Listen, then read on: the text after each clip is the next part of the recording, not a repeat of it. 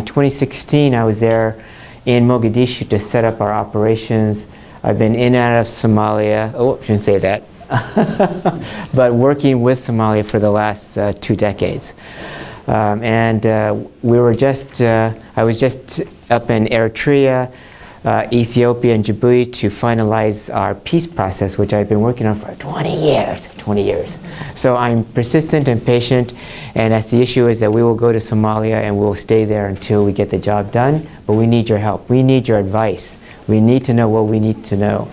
Because as long as you know that you don't know very much, that's good.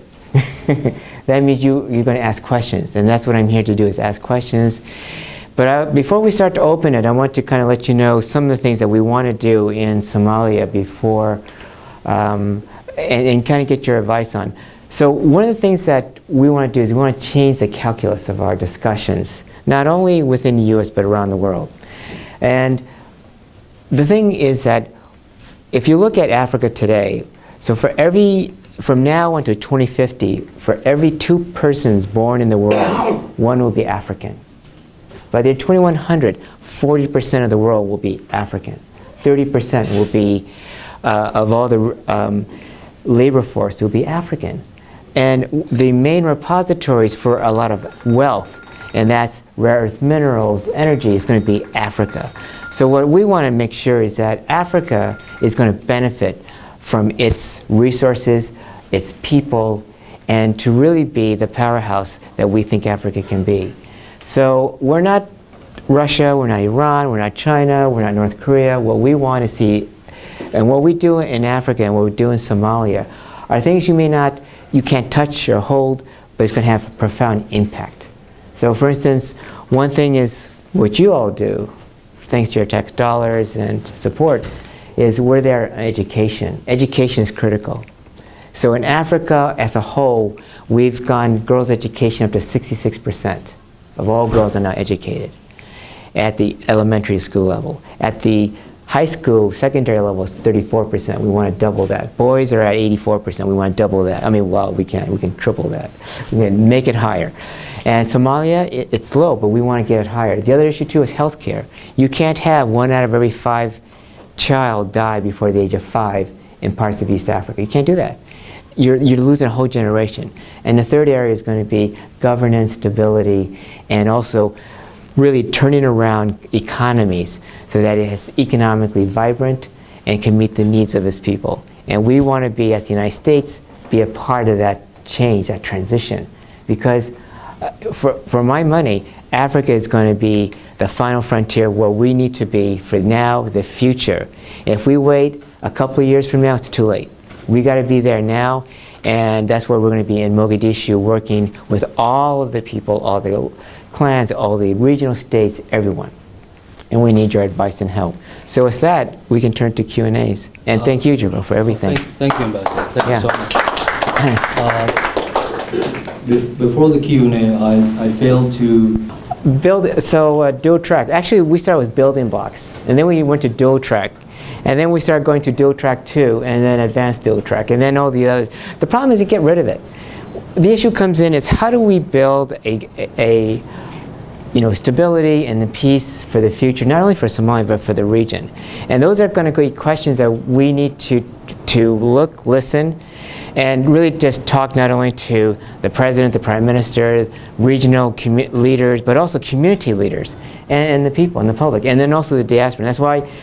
So forget dual track, forget advanced dual track, forget all that. It's going to be, what is it that we're going to need to work on, to construct, to build, to help, to support peace and stability in Somalia, but also the economic development and advancement. And those are the issues that we're going to need to talk to. And I think from what you're saying, it's going to have to be a joint teamwork. So I'll be coming back here talking to you on my leave time because I need to hear from you. And also, if I'm doing a good job or not. If I'm doing a lousy job, you need to fire me. The second thing is on the drone. I think you all asked. The military part is only one aspect. What we need to do is that I'm there, and we have not had a diplomatic presence really for a long time. Not really since Black Hawk Down, until our embassy was suspended back in 1992, 93. And so if that's the case, what is it that we're going to have to start back and really move forward in a lot of areas. And so what people have raised is, what is it that we need to do? What is it that you want us to ask of you, or how we can work together? And what I'm asking of you is, please advise us. What is it that you see is important? What is it that we can do to unleash and harness this challenge?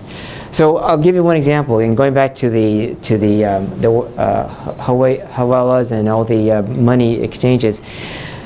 So back in 2008 and 9, we were working on the money process, because you know, under the Patriot Act, it was very difficult to send money back to countries. And so we had about 120, 130 diplomatic missions in Washington suspended from banking facilities.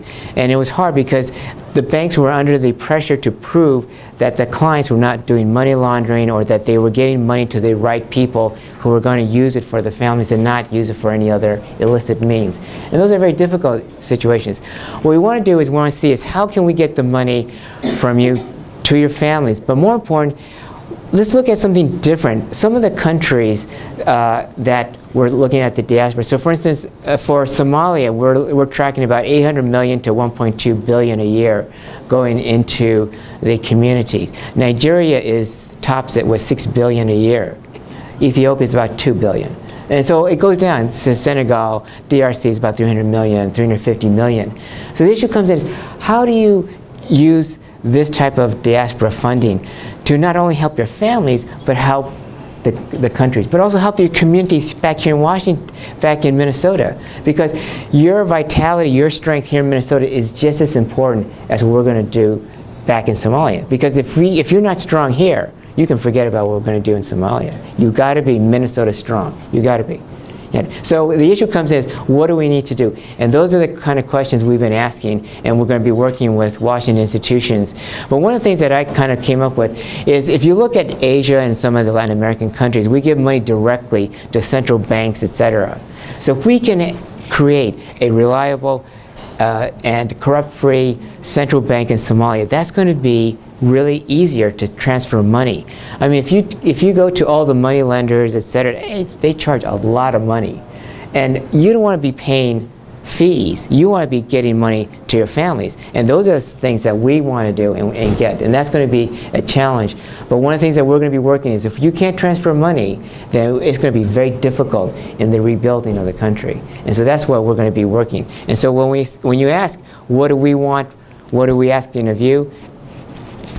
Tell us and show us some of the things that you're facing, the challenges you're facing, because then we can go back and resolve it, not only in Washington, but also locally. I've been talking to the executives out of Franklin Bank and the other banks here, institutions. I talked to Dahabshil. I talked to Al Barakat. I still do. We all do. The reason is because everyone is important. We have new hawalas now opening up.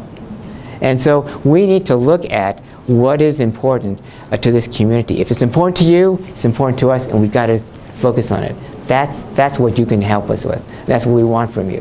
Now going back to on education, we don't build schools. That's right, we have not built one school. We don't build things. We are lousy at building. If you want to have us build schools, we're going to do a lousy job. The schools will be crooked, it's not going to work, etc. We don't build hospitals. What we do is, we do teaching, we train, we do education. I mean, I've been working on Africa for 25 years. We've gotten girls' education from almost nothing to 66%. Boys' education from nothing to 84%. Secondary education, that's critical. If we're only at 34% for girls and about 60% for boys, we got to double that. If we can't do that, we cannot create a base of knowledge and technology. So that's going to be the key, education. So if you want to build schools, we're going to go work with other countries, and we're going to work with community leaders to build schools. But the main thing is not the structure, it's what's taught, the education. That's going to be the critical. The other part is healthcare. If we can't get healthcare, that's going to be a challenge. So we're Americans. We love to find out if people like us. And so what we do is, when we go to a country or to a community, we say, do you like us? What do we need to do? And so talking to these moms and dads down in Mogadishu and Galmudug and down to Kismayo and Baidoa, Somaliland and Puntland, I've been in and out. They said, you know what they said? We want to have opportunity, job opportunities. We want to have health care. We want to have opportunities for our kids to survive, to benefit. Dang it, I thought I was in the middle of Minnesota or Idaho. I mean, but no, we're down in Somalia. So they have and they share the same aspirations and knowledge that we want. If that's it, then we got to meet those needs. And if education is healthcare, then let's do it. Okay, so going to businesses and the business community. Okay, we got to start working on giving opportunities. So if you have 70%, okay, let's go back a couple bit. So the year 2050, let's go future. You're going to have 2.4 billion people in Africa. That means 50% of all birth between now and 2050 are going to be African. Africa is going to go from 18% to about 36% population growth. It's going to be 40% by the end of the century. So that means if you can't create opportunities for the youth in jobs and also give them skills, what's going to happen? You have unemployment. And you're going to have instability. You're going to have problems. So right now we worked hard. So back in the 60s and 70s, countries were changing administrations through coup d'etat. We only had 3 countries that were democratically elected. Today we have over 24. And that means we have fewer countries that are being overthrown. In fact, if you look at, we did a data statistics. We did not have a coup d'etat, or actually not a coup d'etat, we did not have an evacuation of an American embassy in Africa in 440 days. Yeah, and that's pretty good. We went to Latin America, oh my God, we were having like few there, South Asia, Southeast Asia, but not in Africa. Why? Because we were working on stability, governance, and also the basis for stability, which is education, healthcare, job creation, and that's what we're looking at. And we need to do that. And we cannot let any country, any community, any people not benefit from those benefits that we're going to give. And we're trying to get. And Somalia is critical. So right now, give you one data dump. When I was working in Africa in the beginning, Somalia ranked dead last in assistance levels. Today, it's number 3. Number 3. Why? Because Somalia is critical. We see hope in Somalia. We're not going to put money in a country or an area that we don't see hope. We see hope. Why? Because Somalia is a critical area that if we don't do something now, then that's going to be a challenge for the future. And we need to have Somalia be a part of the future, not part of the past. So don't talk about the past, talk about the future.